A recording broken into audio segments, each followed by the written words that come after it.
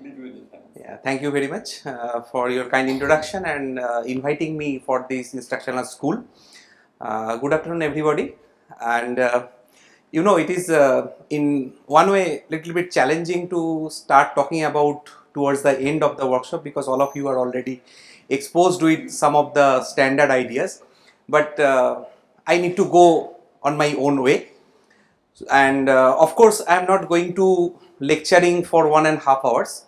Rather, first of all, I'll ask you some of the questions, and depending upon your answers, I'll give you some sort of suggestion that how to proceed further. Don't take it as a teaching kind of things, rather some sort of interactive way of learning.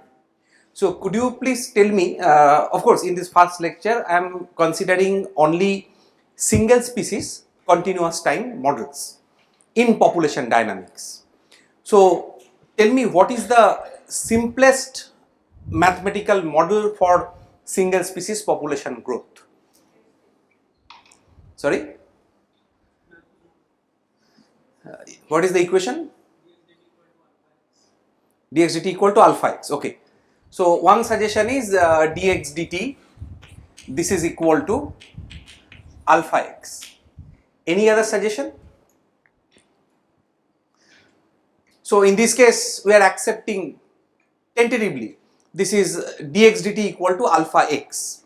But if I say, or if I claim, instead of this one, simplest model is dx dt is equal to alpha. Right? Is it acceptable? Yes or no?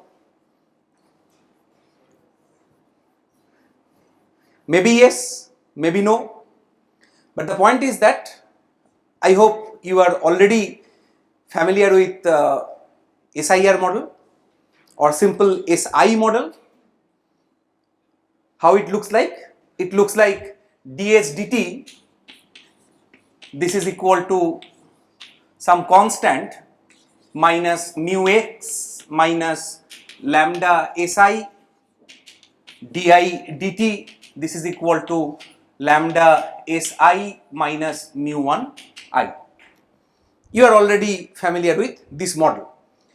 Now in this case, if you assume something more, that is no infection is there. If there is no infection, then this part is gone. Correct?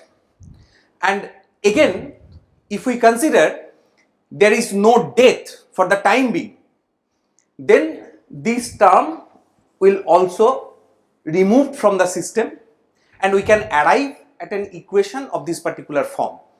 But you need to keep in mind, when we are considering a model, what is the size of the population, what is the time frame, and etc. etc. So in this case, S corresponds to susceptible individuals, that means human population. And if you recall at the history of population dynamics, then you can find that this model, that is Malthus model or exponential growth model, that was derived or constructed based upon some available data of population. Then what is the basic difference between these two? In this case, that means as a part of this SI model, growth rate is constant over a comparatively short time period compared to the time period over which infection is taking place. This is not measured over the time scale of the population at evolutionary level. Rather, it is considered over a very small time scale. So there is no new birth, or in this case no death. So rate of change of population is equal to constant.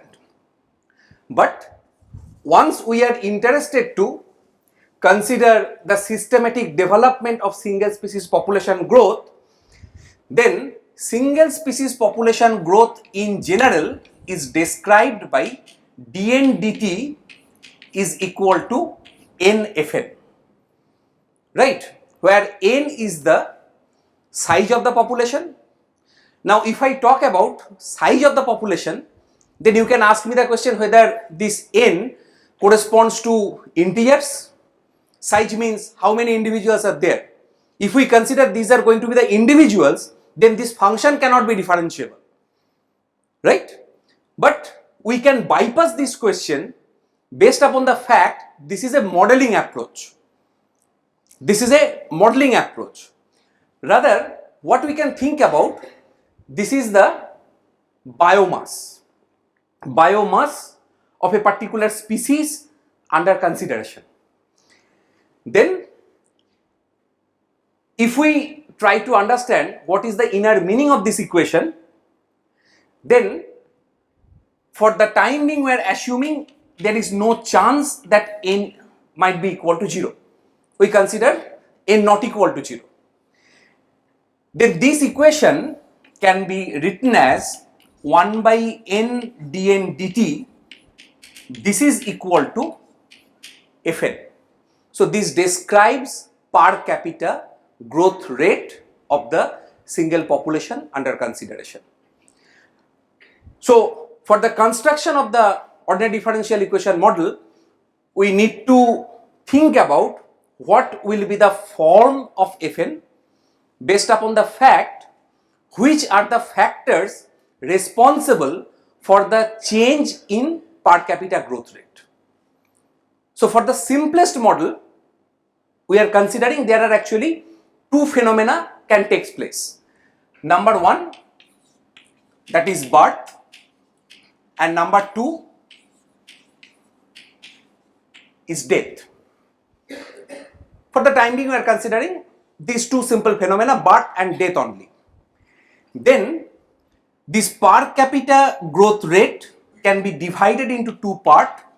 One is Bn, corresponds to the birth of the species or new individuals or other fecundity, and then some delta n which corresponds to death, right? Once we come to this position, then before proceeding further, we need to think about one important aspect. Important aspect is that which type of species is under consideration. So that means if we look at this equation, then originally it describes the rate of growth of the biomass with respect to time. So whatever species is under consideration, that corresponds to sexual reproduction or asexual reproduction. If it is a sexual reproduction, then this rate of birth should be a function of n. It cannot be a constant, right? It cannot be a constant.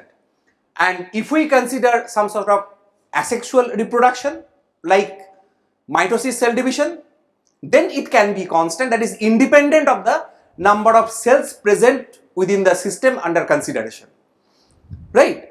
So if we consider that this population model corresponds to asexual reproduction, in that case you can assume Bn is equivalent to B, which is a constant, right? Why? Now you can think about little bit complicated situation, but ultimately will arrive at a very simple result. N is the total biomass of that particular species, right? They can be divided into two parts, Nm and Nf. What does it mean? Male individuals, female individuals. So therefore, Nm plus Nf, this is equal to capital N, right? Don't get afraid. I am not going to split this equation anymore. I'll describe some phenomena and ultimately I'll come back to the same result, that means similar type of model. Then once we consider this Nm and Nf, again they can be divided into two groups, Nmj, Nma. This can also be divided as Nmj sorry, NFJ and NFA. What does it mean? Juvenile and adult, they are divided into two groups, and once they are divided into these groups, only a fraction of this part are capable to reproduce. That means they can go for some successful mating.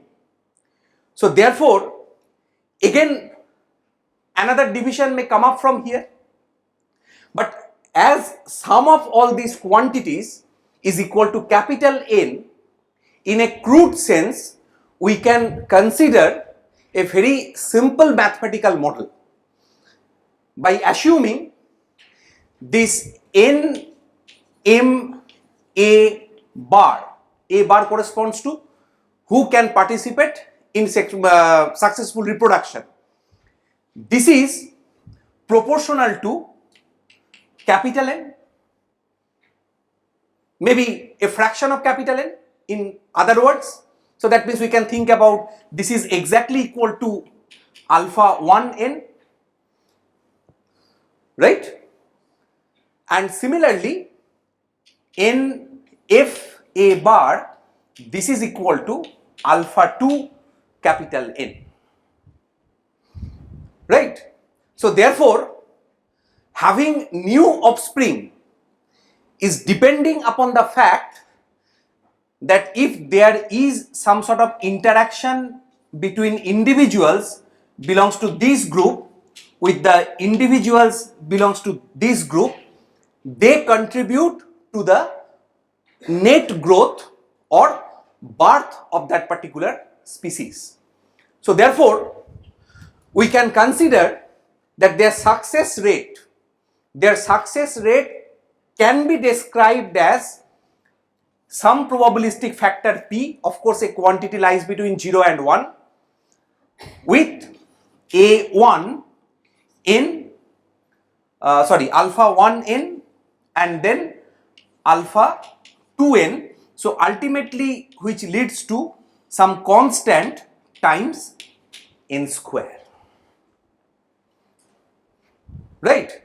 So therefore, their growth rate can comes out to be dn dt is equal to bn minus delta n, where bn is equal to r of n square, right? And then delta n corresponds to their death rate. Death rate in simplest situation does not depend upon size of the population. Why? Because we are assuming all the conditions required for their survival are abundant. So there is no kind of competition or fighting among the individuals either for the resources or for the habitat. There is no external or environmental disturbances. And finally, we are considering the population within an isolated region such that there is no immigration, no emigration. With this much of assumption, if we write down the final term, then this equation comes out to be minus mu n, right?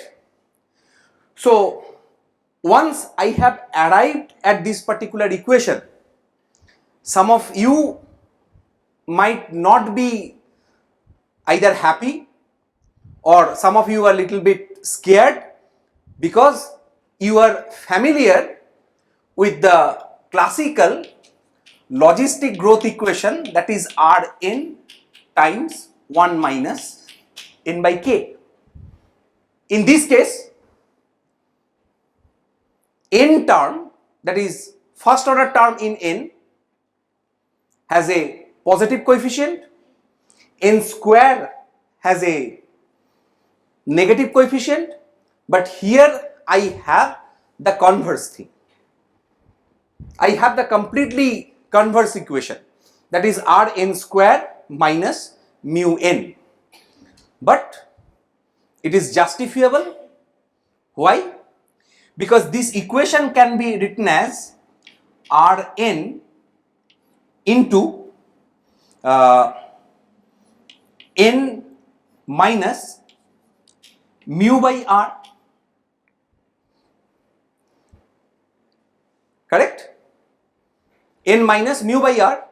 So this can be written as equivalently Rn into n minus L, and this is some sort of justification to the case of alley effect. I'll come to that point later. Some of you might be familiar with this idea, but this is the case of, or rather the starting point for single species population growth with alley effect.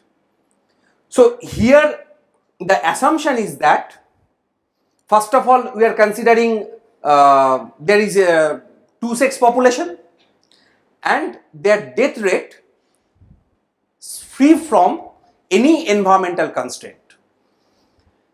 Now with this much of assumption, if we consider the environmental constraint, then what will happen? In that case, dn dt is equal to Rn square minus this delta n can be replaced by some delta 1 n into capital. That means their death rate, that is mu, is equal to now delta 1 n. So that means each of the individuals need to compete with another individuals of the same species at a certain location and at a certain time point, and therefore this type of product term is actually implying that what is the rate at which one individual of that particular species compete with another individual of the same species. So that means that death rate is also now assumed to be in a simplest form density dependent, and if we consider this one, then you can have this quadratic growth rate model, that is dn dt is equal to some eta times n square. Right? Now this is second model, but the question is that if we consider this kind of growth rate, then sometimes it does not satisfies or does not matches with the realistic situation, because over our entire earth sometimes we have seen there is a rapid growth of the individuals of a certain species, but never we have experienced any explosion of the population. If you look at the classical literature, then you can find this equation is known as the differential equation of population bomb. If you solve this equation, then solution of this equation will rapidly goes to infinity, having a vertical asymptote. So that means graph of the solution of this particular function will be something like this with a vertical asymptote lying here, right? But the point is that if you think about the realistic situation, that means implicitly now we can introduce the effect of delay into our modeling approach, that we are familiar with this particular term now, f a bar, which is a part of capital N. Now the point is that once one female individual is pregnant, that particular individual will not participate in reproduction over a certain time period, right? So there will be a decay of the available efficient reproductive female individual if there is a frequent interaction between the male and female individual of the same species. And this particular thing somehow give us some sort of indication that we can think about some sort of saturation of their mating probability. How this can be modeled? This can be modeled by introducing one factor here, that means in the growth part, that is dn dt is equal to Rn square divided by some f plus capital N. For the time being, we are not considering any death rate here, right? If you introduce constant death rate, rather intrinsic death rate, then you will be having minus mu1 into n. You will be having this mu1 equal into n, and it can be rearranged as Rn by f plus n times n minus mu1 by r, this multiplied with f plus capital N. Right? And if you rearrange these terms, that means this is dn dt equal to Rn by f plus n times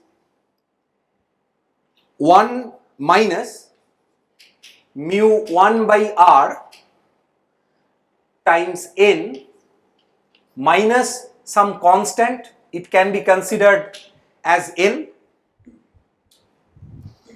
right?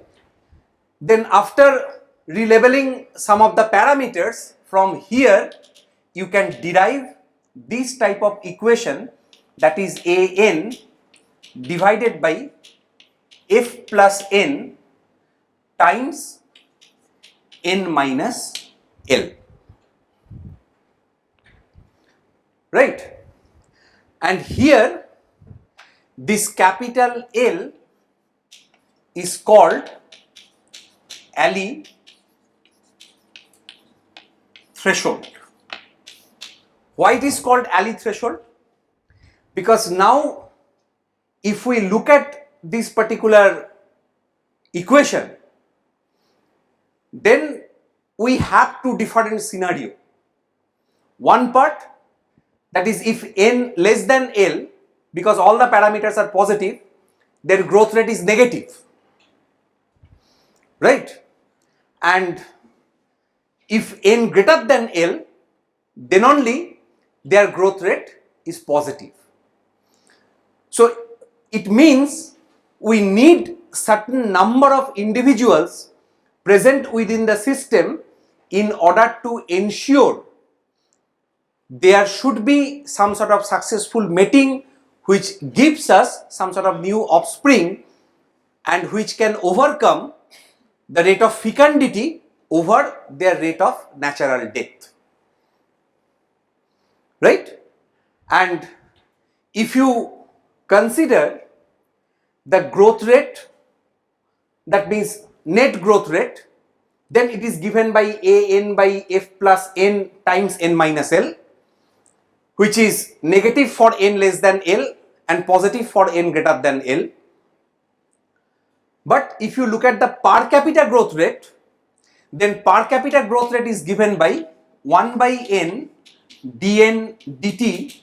This is equal to A by f plus n times n minus L, right? And on this part, we are not going to consider n approaching to 0, because if we consider n approaching to 0 onto the left hand side, it will create some problem. But rather we are just interested to understand if there is very low concentration of population, then what is the limiting value of this particular per capita growth rate. Whatever may be the per capita growth rate, this is for sure, it is going to be a negative quantity. But if you look at their growth, then if we rewrite this expression as A times n minus L divided by F plus N, right? Then whenever n approaches to 0, so this will be minus AL by F, right? This will be minus AL by F. And if we forget about this part, so that means if we don't consider this particular modification here, that is saturation at their meeting probability, then this factor will be removed, correct? And then per capita growth rate will be a just straight line starting from some negative value, coming to 0 at n equal to L, and then it is positive, right? Okay. Then next, at this stage, that means we have arrived up to this point, that means this one. Now we can introduce the competition among the individuals, that is called intra-specific competition. Intraspecific competition. Then we can introduce one more term here, that is mu2 times n square, right? And again, if you rearrange all the constants here, then ultimately you can derive an equation of the form an divided by f plus n into n minus L times k minus n.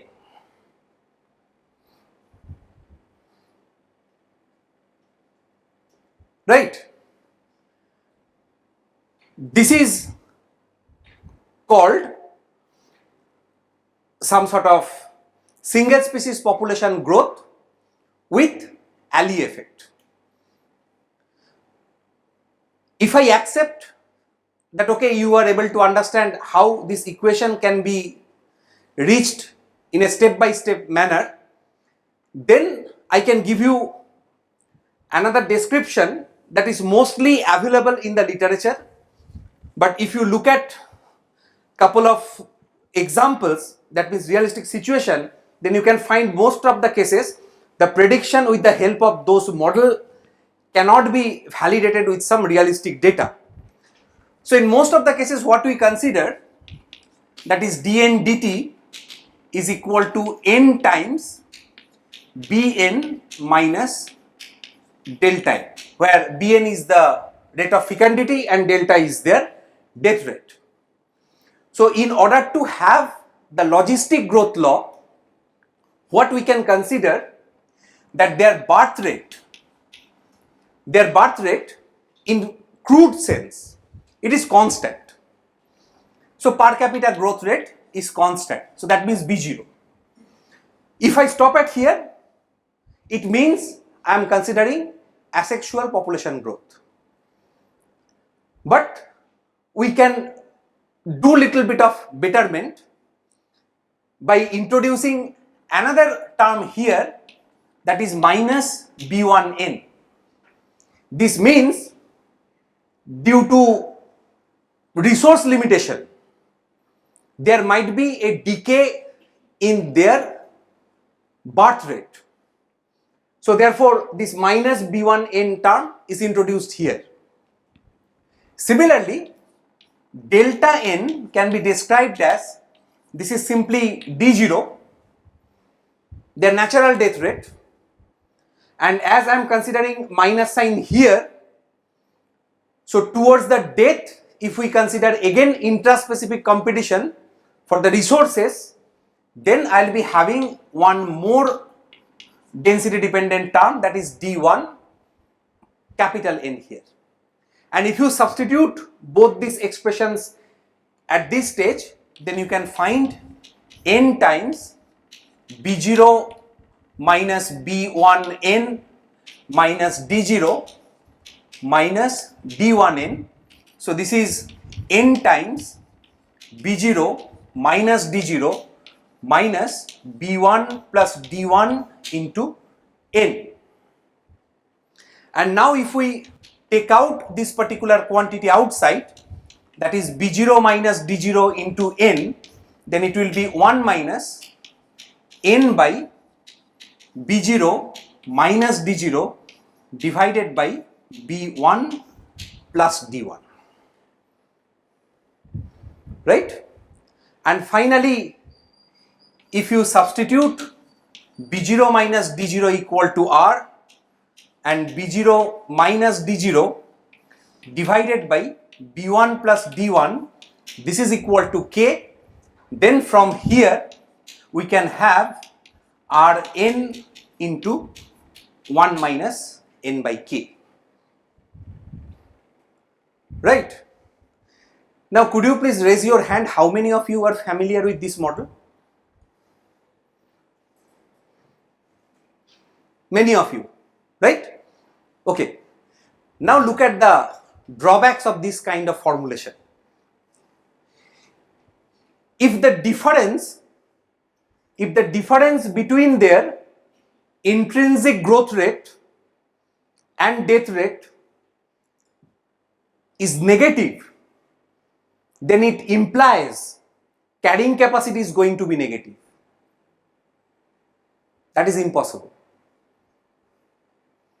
That is quite impossible. So the question is that how we can arrive at this particular equation apart from this one? Answer is, I have already discussed earlier. So in most of the cases, if you change your some of the assumptions, so based upon your assumptions, you can arrive at this type of equation, but this is not a valid model for single species sexual growing individuals. And that's why a little bit modified version of this model was introduced in a paper that was published in an edited volume by Hallam and that is T.G. Hallam and S.A. Levin. There you find one particular single species population growth model which was written in terms of the simple ODE, that is dn dt is equal to Rn square times some mu minus n. Right? Now this is some sort of derivation of the model from mechanistic point of view.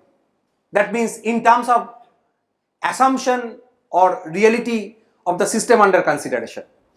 But now we can think about in a different way. What is the different way? dn dt, this is rate of growth of the species, is equal to n. Why? Because this growth rate should be depending upon the size of the population, and simplest possible way is that to assume this growth rate is proportional to the size of the species, and then their growth rate is described by capital Fn. And what is the assumption for Fn? Fn is a smooth function of n. Smooth function means its all higher order derivatives are continuous. So that means it can be differentiated as many as times is required. So that means this Fn can be expanded as some f0n plus n times f1n plus n square f2n and so on. Right? Now you tell me whether these are going to be n or some fixed constant.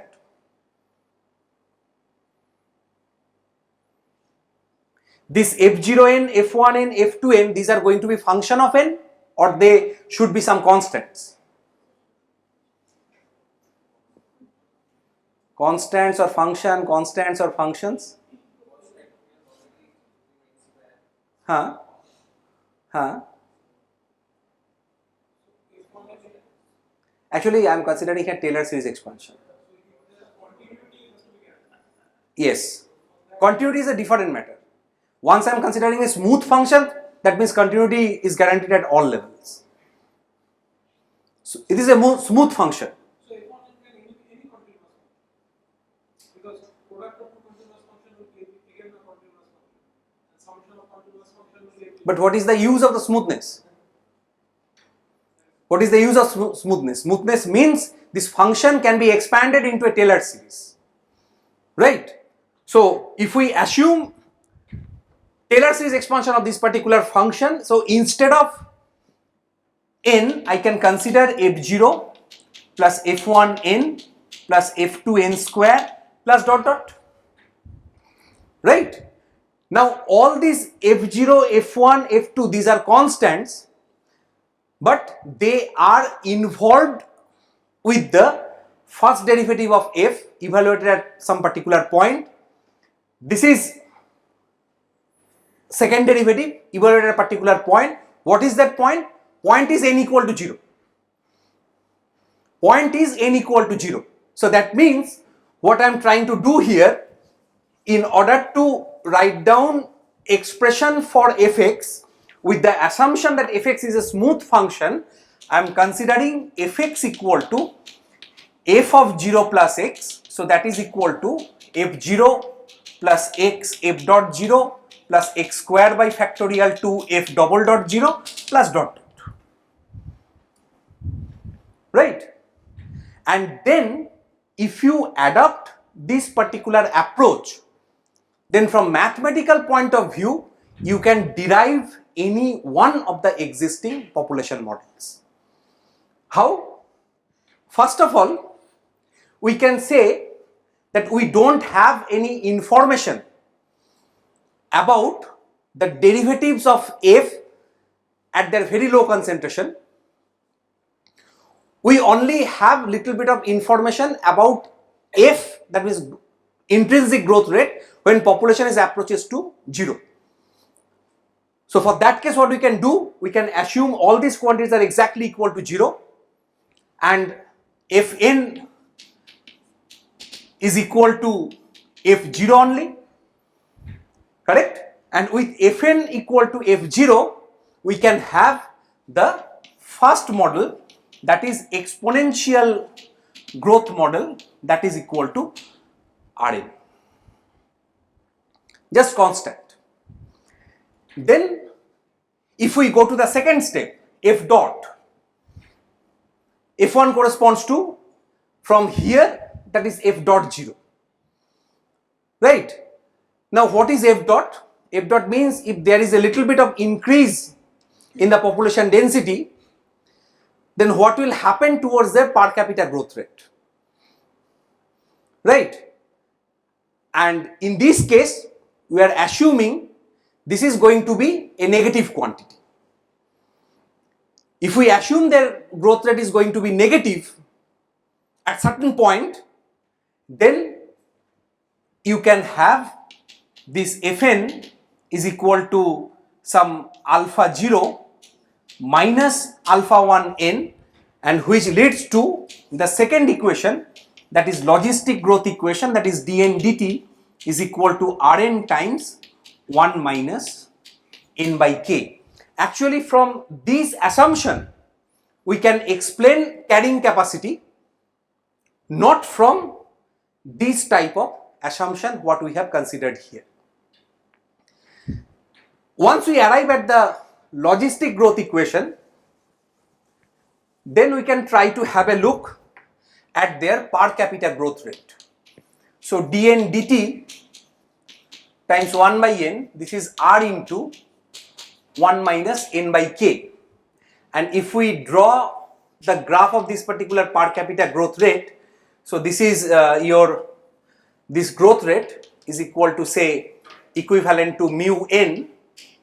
If this is equivalent to mu n, so n is plotted here and mu n, that is 1 by n dn dt, vertically upwards, then this will be a straight line like this, right? And here you can see that when population density approaches towards 0, there is a very low population concentration, their growth rate is maximum. That is most unrealistic assumption, right? Per capita growth rate is maximum when population density is going to 0. But in reality, if population density going to be 0, then growth rate should not be maximum. So what can happen? Natural assumption is that there are two different way out. Either you can assume that when n tends to 0 plus,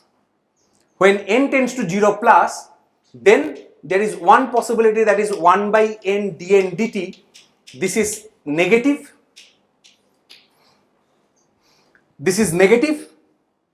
Alternatively, you can assume 1 by n dn dt.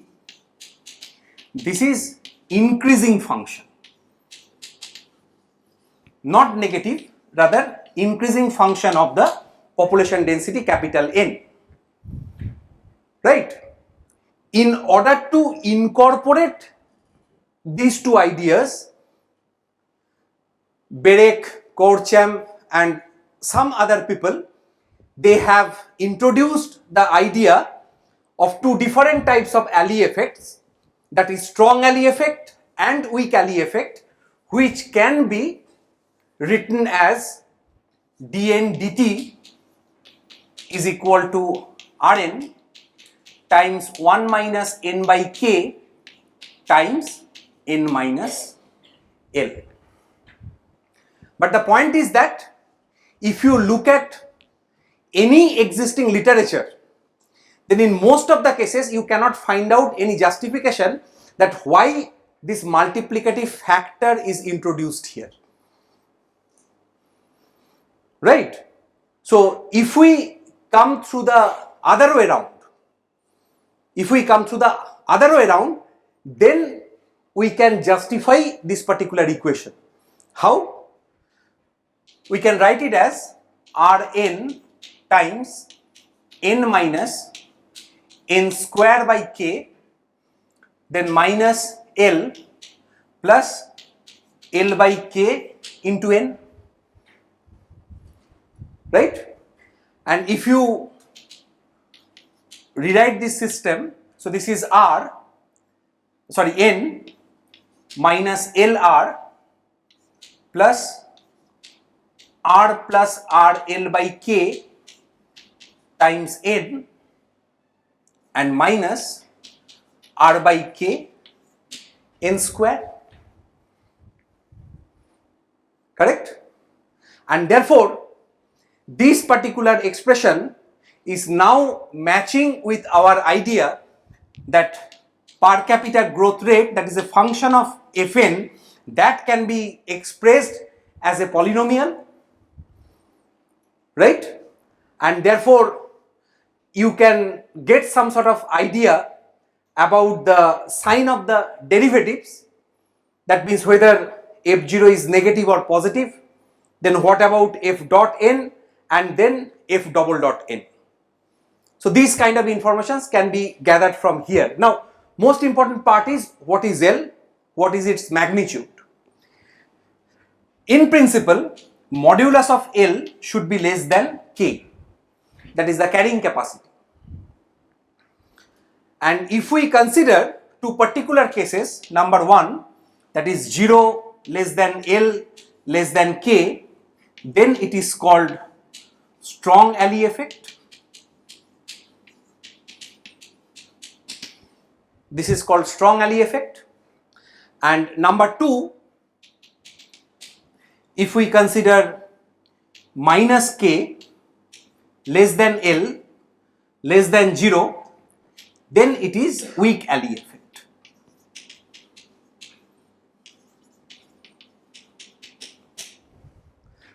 Right. So finally, if we look at the graph of the per capita growth rate and as well as net growth rate. So first of all, we look at the net growth rate for strong alley effect. Then you can find n dn dt here. So you can see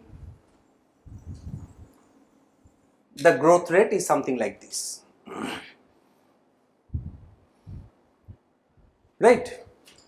Because if we combine all these conditions, that is 0 less than L less than K, and we consider this particular equation, then you can easily note this important fact, that is dn dt is negative whenever 0 less than n less than L, right? And dn dt, this is greater than 0 whenever L less than n less than K.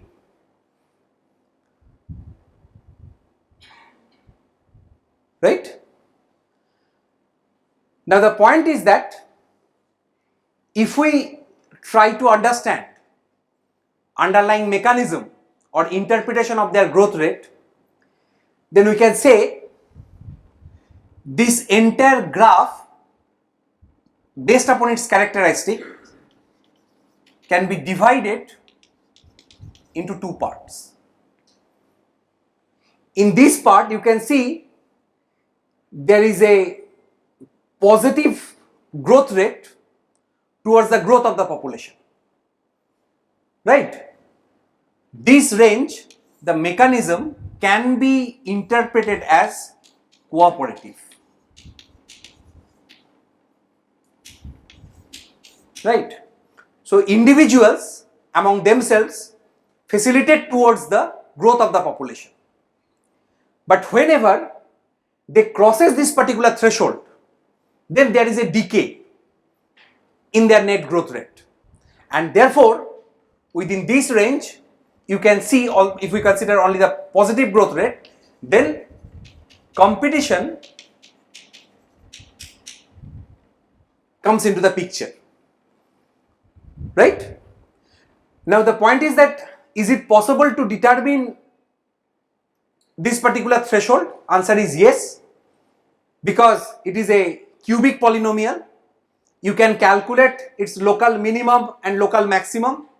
So from where you can find out there is a threshold which is lying between L and K, before which growth rate is increasing and then it is decreasing. But if you look at the way we can describe here, then this entire phenomena is actually introduced in a multiplicative way. This part always gives you positive feedback to the system until n less than K, and this part produce negative feedback, some sort of negative feedback if we consider this n is less than L. But in reality we can see that it has a positive effect towards the growth once it crosses the threshold, because this corresponds to L.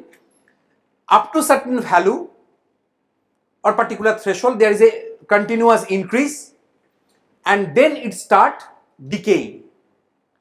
Now the question is that these two mechanisms can be separated or not. Answer is yes, it can be separated. How?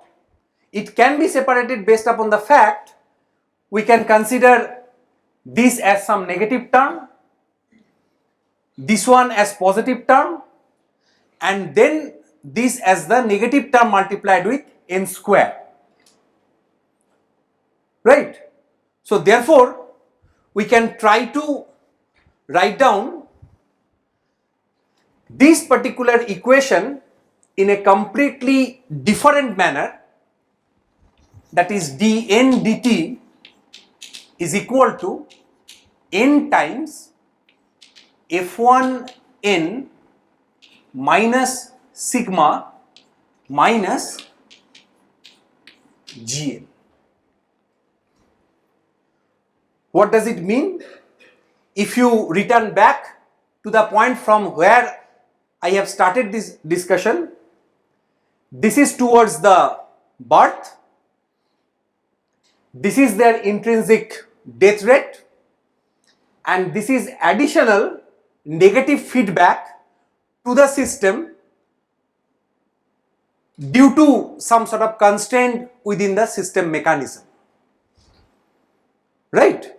And therefore, if you choose these two functions and constant appropriately, then immediately you can arrive at this particular equation.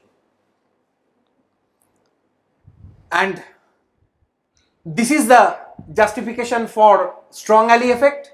This is alternative description. And what will happen in case of weak alley effect? In case of weak alley effect, you will have this particular representation is something like this. This is your n. Here you have dn dt, and it looks like this one.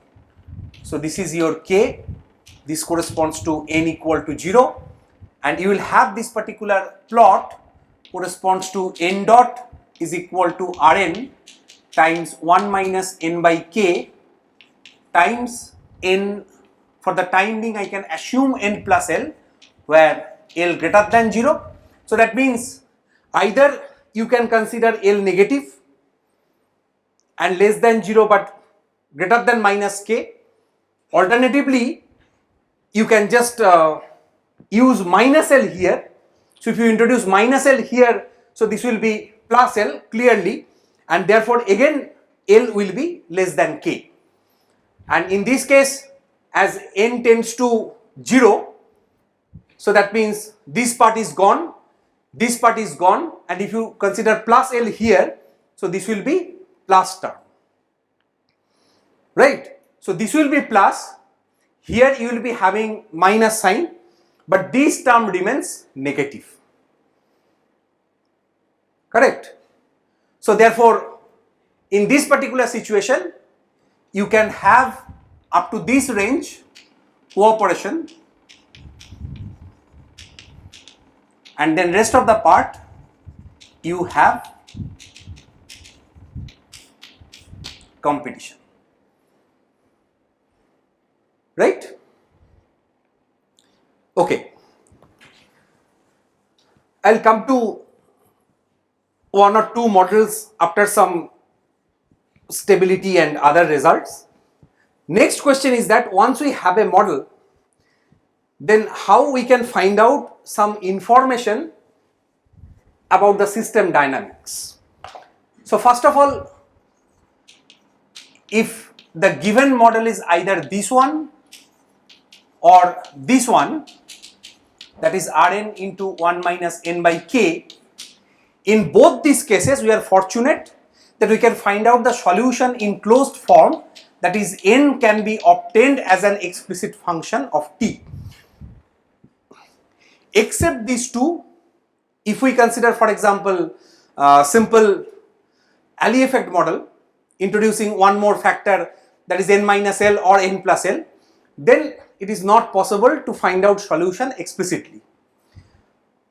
I hope all of you have already exposed to linear stability analysis, etc. But I just want to emphasize on one particular point, that is, if sometimes stability analysis fails, then what can be done? According to my idea, for single species population growth, graphical method is enough to judge the stability. Why? What is equilibrium? If we consider the general formalism dnd equal to fn, then equilibrium point is defined by n star at which rate of growth is equal to 0. Correct? So that means equilibrium points are those points, or rather roots of this equation which satisfies the positivity conditions. So what is equilibrium for a dynamical system? That is any real solution of this equation. What are the equilibrium points for a population model? All non-negative solutions of this equation. So therefore, for this model, n equal to 0 is the only equilibrium point. In this case, n equal to 0 and n equal to k are two equilibrium points. And similarly, if we consider dn dt, this is equal to Rn times 1 minus n by k times n minus l, then we have three equilibrium points. That is n star 1 equal to 0, n star 2 this is equal to l, and n star 3 this is equal to k. Of course, in this case we are assuming l is greater than 0 but less than k. Right? Now what is linear stability analysis? Linear stability analysis means you have equilibrium point located here, that is n star. You are introducing small perturbation to the system. So that means equilibrium point is perturbed by a small amount, that is nt is equal to n star plus xt, where modulus x is much less than 1. So that means very small perturbation. Then we are interested to understand that if we introduce such kind of perturbation, then the system will have a tendency to come back to its original position or not. If it has a tendency to come back to its original position, then it is stable, otherwise it is unstable. Now, if I ask you one question, that I have written here x is a very small quantity. What is the measure of smallness? How small it should be? Will it be 10 to the power minus 2, 10 to the power minus 4, 10 to the power minus 8, 10 to the power minus 17? What will be the measurement of the smallness?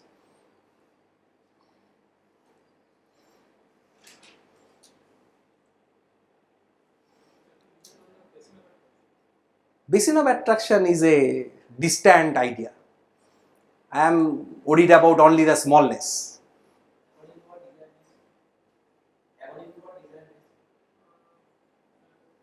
that the Taylor series expansion, that term can be at power terms can be considered as zero. We got to use practice. Okay. No. Right now I am talking only about that means linearization. What would be the measurement of the smallness? Answer to this question is that x is assumed to be a small quantity such that second and higher power can be neglected without any hesitation. There is a clear-cut answer. If you cannot discard second order term or third order term, then this system for your chosen perturbation is not feasible to perform linear stability analysis. You need to perform non-linear stability analysis. So for linear stability, what we are assuming, mathematically we can write modulus x is much less than 1, but actually it means it is a small enough such that second and higher powers of x can be neglected without any hesitation. So therefore, if you substitute into the given equation and consider the Taylor series expansion, then you can find dx dt, this is equal to capital F of n star plus x. So therefore f of n star plus x times f dot n star plus dot dot up to infinity. But fortunately we are assuming modulus x is much less than 1. So therefore this can be approximated as x plus f dot n star. Correct? And in this case we are using the fact that is f of n star is equal to 0. And therefore, if we solve this equation, then we can find out an analytical expression for the perturbation term, that is xt equal to x0 times e to the power t f dot n star, right? And therefore we can say that ft is increasing if f dot n star, this is positive, and it is xt approaches to 0 if f dot n star, this is negative, right? And test fails if it is 0, right? Now once we consider this type of stability property, then we can say if f dot n star is greater than 0, then the corresponding equilibrium point n star is locally unstable, and if we have f dot n star less than 0, then n star is locally stable. Now why this word locally comes into the picture? Answer to this question is that now you can concentrate on this expression nt equal to n star plus xt, and this analytical approximated expression for xt equal to this one. Due to the presence of this exponential function, what is the implication? Implication is that whatever may be your x0, in case of population biology it is always non-negative quantity. So if we start with some non-zero values, so therefore this is positive, right? So in case of instability, what it suggests? It suggests that nt will be going to infinity, right? So if we look at the stability analysis for the simple logistic growth, then you can find that Fn is equal to Rn minus R by K n square. So your n star 1 equal to 0, n star 2, this is equal to K, then F dot n is equal to R minus 2 R by K into n, and therefore if you calculate F dot 0, so this is R greater than 0. So it is stable, unstable, right? And linear stability analysis says if you give some small perturbation around 0, of course on the positive side, population will be going to approach towards the infinity. But in reality, it should not happen. In reality, what will happen, if you look at the explicit solution of this problem, if you solve it explicitly, then you can find that ultimately solution will be approaching to K as t tends to plus infinity if you start from a positive initial condition, that is n0 greater than 0, right? On the other hand, if you calculate f dot k, that means perform the linear stability analysis around the second equilibrium point, that is k, so then you will be having rk r minus 2r, so this will be minus r, so therefore less than 0, so this is locally stable, correct? So therefore graphically we can try to understand the dynamics on a line, that this is your n axis, this is your dn dt, so therefore here you have one equilibrium point n star 1 equal to 0, here you have another equilibrium point n star 2 equal to k. If you start from some point here, all the time trajectory will be converging to this carrying capacity k. If you start from some point here, trajectory will be always converging to the point k, right? Now the most important part is that if we consider logistic growth model, and if I ask you to give me complete description of the system, then probably all of you are happy if we can find out all the equilibrium point, their local stability, and some of you who are familiar with the global stability analysis, they might be happy to prove that K is not only locally stable equilibrium, rather it is a globally stable equilibrium. But the point is that with this much of information, we are missing one most important aspect of this particular logistic growth. What is that? Okay, I can understand that if I start from some small population density, it will be approaching towards the carrying capacity, right? And if we start from initial point which is greater than K, then it will decay and ultimately converging to the value n equal to K.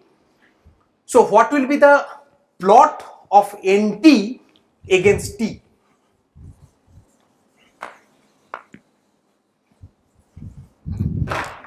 If we look at the plot of NT, this is T, origin, this is NT, and this is the level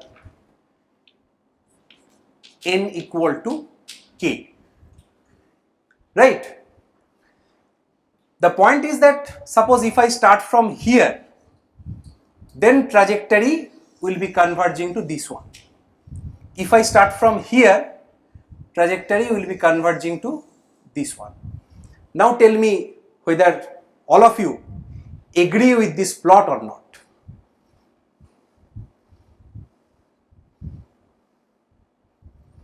And if you start from some point here, that is above the value n equal to K, then again it will be converging to this one. Agreed?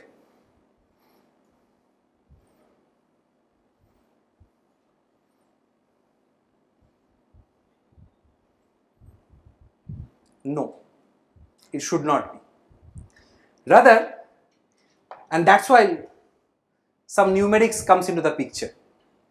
If you look at the actual plot of these solutions for different initial condition, for values somewhere that is greater than K by 2, if the initial condition lies above it, then this part is acceptable. It will show some sort of monotone convergence to the saturation level n equal to K.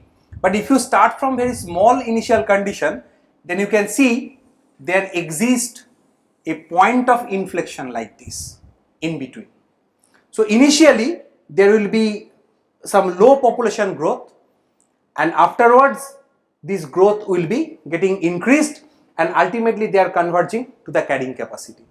So that means if we look at this particular solution, then most of the time we are happy with the fact that if we have this equation dn dt is equal to, in this case, Rn into 1 minus n by k, then we are always happy with the fact, okay, I'll be able to find out n as an explicit function of t. But another important aspect is that this is not only explicit function of t, rather it depends upon your initial condition. In both the cases, these are increasing. In this case, it is decreasing, but we are very much interested what is the rate of growth. And if you look at this particular mechanism, so therefore, where we will be having this point of inflection, that is actually determined by the growth rate and carrying capacity combinedly. So both of them, they will give you some sort of idea. Now the question is that why this type of phenomena is taking place here. This is taking place here only for the reason because if you look at the corresponding plot, this is a parabola for the growth rate, right? It's a growth rate. So if you start from some point n0 here, some point n0 here, so there is an increase in the values of Fn, right? There is a values of Fn because once you look at the solution, then you know there are some numerical method by which we can regenerate the solution of the problem, and that is called discretization. I am not going into the details, but try to keep in mind, once we are interested to solve a equation either by Euler method or by Runge-Kutta method, whatever may be the method you are going to use, all the time we need to keep in mind that we are trying to capture the dynamics of a continuous system with the help of certain discretization. There is very rare method which will give you some continuous line segment without having any point of non-differentiability which will match with the final solution of the problem. And in this case, what happens, that simple Euler method that suggests that if you start from some point that is n0, then you will be having n at t1, then n at t2, n at t3, and so on at different time points. Now what is the formula? Formula is, if you start from an initial iteration, then at the nth step n plus 1 will be equal to nn plus delta t times f of capital Fnn. So that means if you know n0 and if you choose appropriate time step, then you can calculate n1. Using n1 you can calculate n2 and so on. Now the point is that if you choose your n0 here, so then what will happen, that slope of the tangent with horizontal axis, it is positive, correct? And then here it will be negative, right? Slope with the horizontal axis is negative. So there is a point where there is a change in the rate of growth of the tangent, and that particular threshold, from this picture you can easily derive this is equal to k by 2, and therefore there is a change in qualitative behavior of the growth of n with respect to t. If you start from any initial condition less than k, that changes if you start from n0 less than k by 2 to another kind of graph or function corresponding to n0 greater than k by 2. And this entire quantity is, or dynamics, is controlled by this particular picture, or rather explained, can be explained by this particular picture, right? Okay.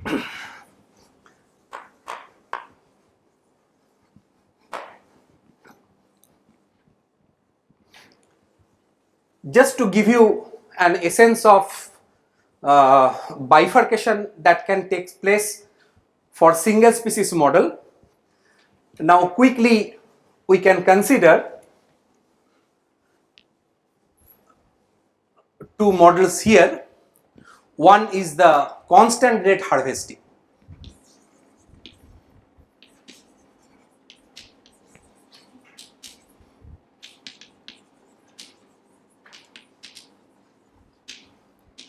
In case of constant rate harvesting, the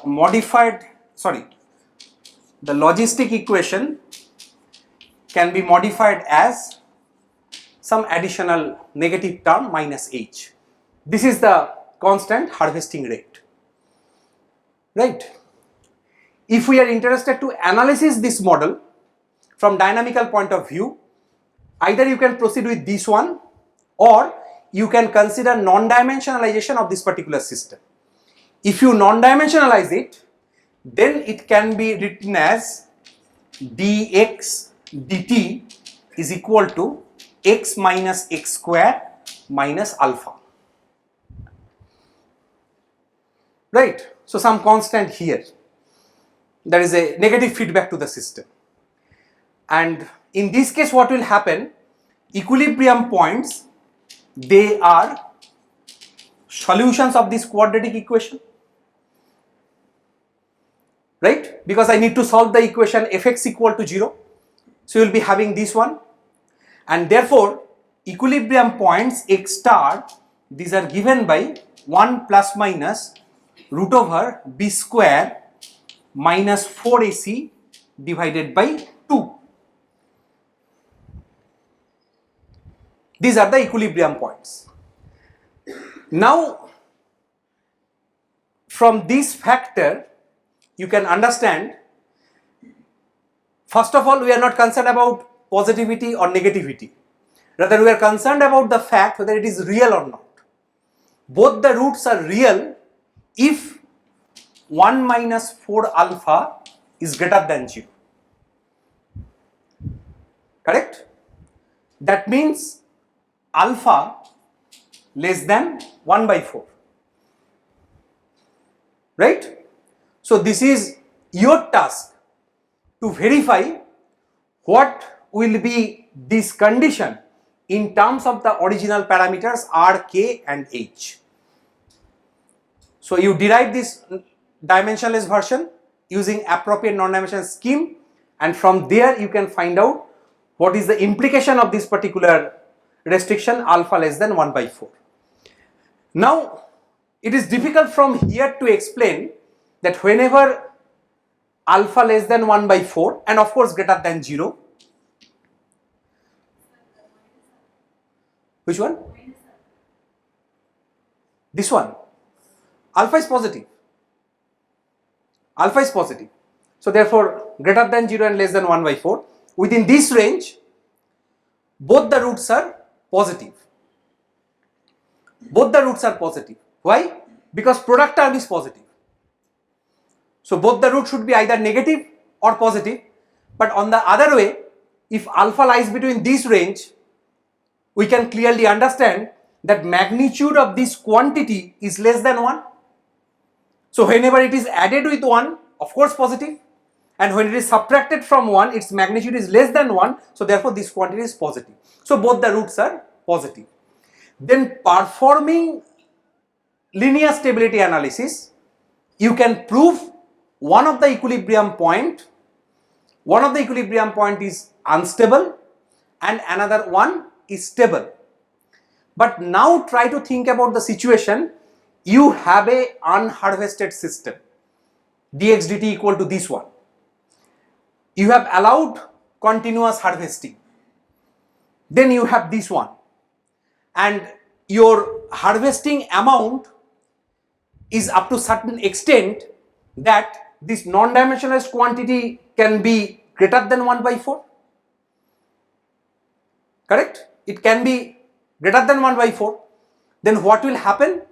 If you consider some magnitude alpha greater than 1 and solve this particular equation, then it gives you some sort of finite time extinction in the population level. Why? Because if you start from any positive initial condition with alpha greater than 1 by 4, then ultimately xt will be approaching to minus infinity theoretically. But from population biology point of view, what will happen? It will reach to the value 0, but in finite time. In other cases, that is the fundamental difference between two types of approaching to 0.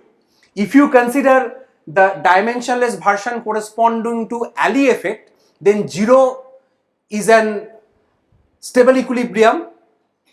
Equilibrium corresponds to L is an unstable one, and K is a stable one. So if you start from initial condition in between 0 and L, solution trajectory will be approaching to 0. But you know, theoretically, it tends to infinity. So that is called asymptotic convergence to the extinction steady state. Theoretically, that extinction cannot take place within finite time. Then the question is that why in reality, in ecological systems, sometimes we observe extinction there. And that is the fundamental difference between reality and mathematics. How? It can be explained very easily. This is your dimensionless model. Now suppose this X corresponds to 1000 individual. Suppose X corresponds to 1000 individual. Once we are performing some numerical simulation in MATLAB, we are quite happy that MATLAB can take care of the numerical simulation correct up to say 14th or 18th decimal place. But keep in mind, once we have a plot like this, okay, I have a solution such that it started from here and it is approaching like this So, but still I can see solution is progressing and it is not exactly equal to 0. But if you look at some of the values, then you can check that what is the value of nt at a particular time point. It might be less than 10 to the power minus 5. But if your x that means x equal to 1 corresponds to 1000 individual, then nt less than 10 to the power minus 5 means there is already extinction scenario is there. Because if your xt equal to 1 measures 1000 individual, then xt equal to 0.1 means 100 individuals. xt equal to 0.01 means 10 individuals. 0.001 single individuals. Any value less than 0.001, that is extinction. So mathematically we can say there is an asymptotic extinction. So we can say that extinction time is infinite, but in most of the cases we can observe some sort of finite extinction. That is one situation. Now from bifurcation point of view, what we can say, first of all we try to understand two different situations. In this case, if we consider alpha equal to 1 by 4, if we consider alpha equal to 1 by 4, then this is 0. So we will be having two coincident equilibrium point, right? Because this expression x minus x square minus alpha for alpha equal to 1 by 4 comes out to be this one. So this is equal to minus x minus half whole square. Correct? So therefore what we can say, there is no feasible equilibrium point if alpha greater than 1 by 4. There is two feasible equilibrium points. One is 1 plus root over 1 minus 4 alpha by 2. Another is 1 minus root over 1 minus 4 alpha by 2 whenever alpha lies between these two. And if alpha less than 0, so in that case it does not means any harvesting. Scenario is getting completely changed. We can say some sort of felicitation towards the growth of the species. So under the banner harvesting, we need to assume alpha is always greater than 0 once negative sign is there, and here we can understand there is a change in dynamical behavior if alpha crosses to the value 1 by 4. For alpha greater than 1 by 4, there is no equilibrium point, and if you start from any initial condition, you can check that solution is going to decay to 0 in finite time. How it can be explained? Because you can think about this particular equation with magnitude of alpha greater than 1 by 4. Magnitude of alpha greater than 1 by 4 means, if you now you can think about alpha equal to 1 by 4 plus beta with beta greater than 0. Correct? And if you substitute here, then this is equal to minus this minus beta. So growth rate is negative. So from wherever you start, either you use Euler method or Runge-Kutta method, all the time you can check all the increments are negative. So therefore population will start decaying and ultimately goes to 0, then comes to some negative value, but that is not ecologically or biologically acceptable or justifiable. Right? Now interesting question is that, suppose you are interested to judge the stability of this system at alpha equal to 1 by 4. If you choose alpha equal to 1 by 4, what is your x star? X star is equal to half. Correct? So for stability, what we need? We need to check f dot x star. What will be f dot x star at x star equal to half? This will be equal to 0. So stability analysis fails. Right? Stability analysis fails. But still you can judge the stability. How? Because here you have x, here you have fx. So at this point you will be having a parabola like this, because for every value of x this is negative and this is 0 only at x equal to half, right? So this is negative, this is negative. So what will happen?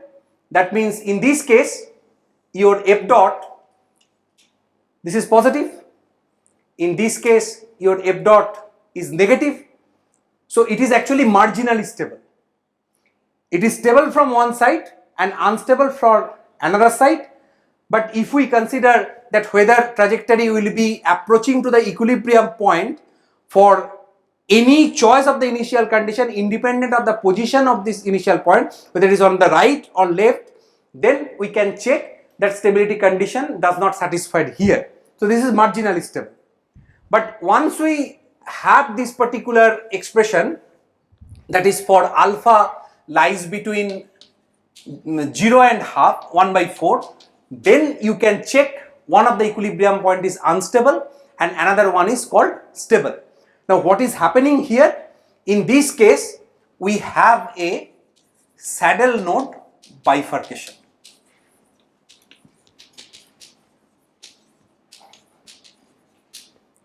We have a saddle node bifurcation. Now what is the prototypical form for saddle node bifurcation? Prototypical form for saddle node bifurcation is dy dt is equal to mu minus y square, where mu is a real parameter. Now we are talking about dynamical system, not population biology. So if you have this mu minus y square, then you can check no equilibrium point for mu less than 0, y star is equal to 0 whenever mu equal to 0, and y star, this is equal to plus minus root over mu if mu greater than 0, right? So there are two equilibrium point, one of them is stable and another one is unstable. How this can be justified? Because if you consider this as gy, then your g dot y is equal to minus 2y, g dot y equal to minus 2y, and if you evaluate at root over mu with positive sign, then your g dot is negative. So therefore root over mu, this equilibrium stable, and minus root over mu is unstable. And if you draw a bifurcation diagram for this stability, so therefore you can have this kind of graph. This is your mu axis, this is your y star axis. So you will be having this as a stable branch and this as a unstable branch. Now question is that once we have this kind of system, this is a very simple example, but what are the analytical conditions to verify that a particular system undergoes a saddle node bifurcation or not? So here bifurcation point is mu equal to 0 and y star equal to 0. What does it mean?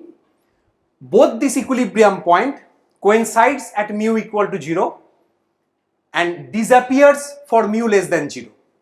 And we have two branch of equilibrium points, one is stable, another is unstable for mu greater than 0.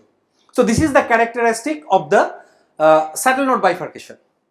But try to understand a little bit about the geometry.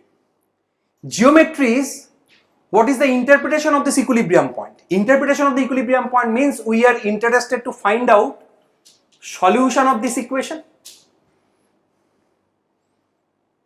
y square equal to mu. But you can think about that this is some sort of intersection between two curves, that is hy and gy, correct? If we plot them, then your gy is equal to y square. So on the horizontal axis if you plot y, then this is the plot of gy is equal to y square, correct? And if your hy equal to mu is negative, so that means you have a straight line here, so there is no point of intersection between this curve and this curve, right? If you have your mu equal to 0, then this is tangent to this curve, so therefore two coincident equilibrium point, y star equal to 0. And finally, if your mu greater than 0, you are here, so this is one equilibrium point, this is another equilibrium point, right? So this is the geometry. Same thing can be applied here. This is a parabola, right? With little bit of shift of the position. And finally, you can think about the existence of the point of equilibrium for this equation is nothing but the existence of point of intersection between two curves, fx equal to x minus x square and gx equal to alpha. Now in this case also, it comes out to be more or less into the same format. But for a general system, how we can check whether the system undergoes a saddle node bifurcation or not? Analytical condition for verification of the saddle node bifurcation is following.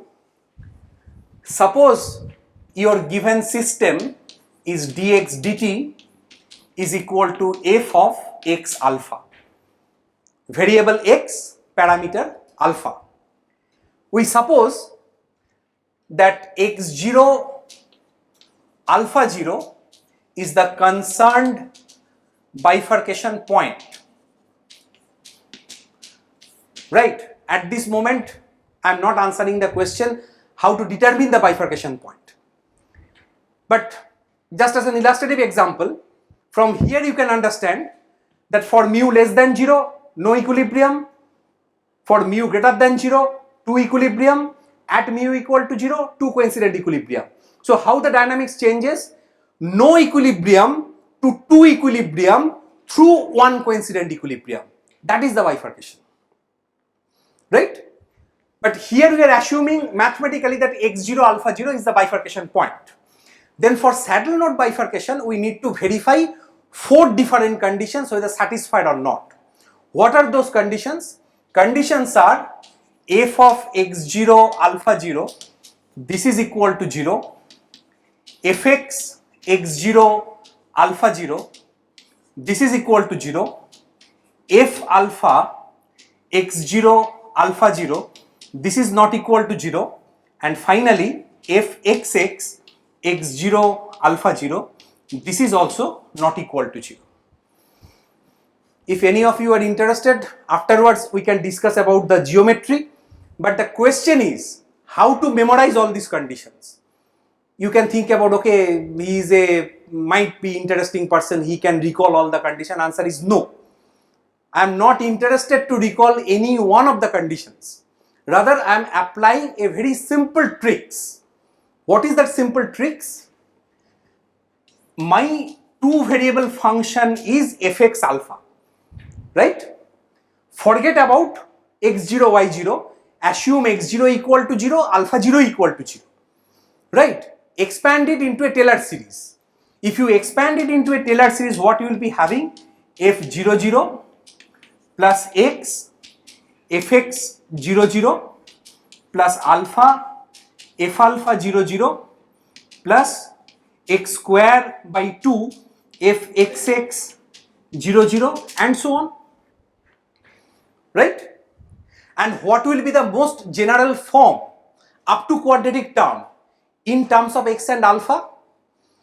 That will consist of constant term, some multiple of x, some multiple of alpha, x square, alpha x, alpha square, that's all. Now this is the normal form for saddle node bifurcation, right? So this is a normal form for the saddle node bifurcation. So this is a variable here, that is alpha, this is the variable x. There is no constant term in the normal form, right? That means there is no term like mu minus y square plus 1, no term like that. So therefore this is equal to 0, right? There is no explicit term involving x, correct? This is equal to 0.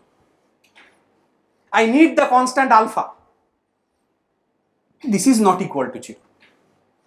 And finally, I need the squared term. So coefficient of x square should not be equal to 0. So this is not equal to 0. Done. And all other things,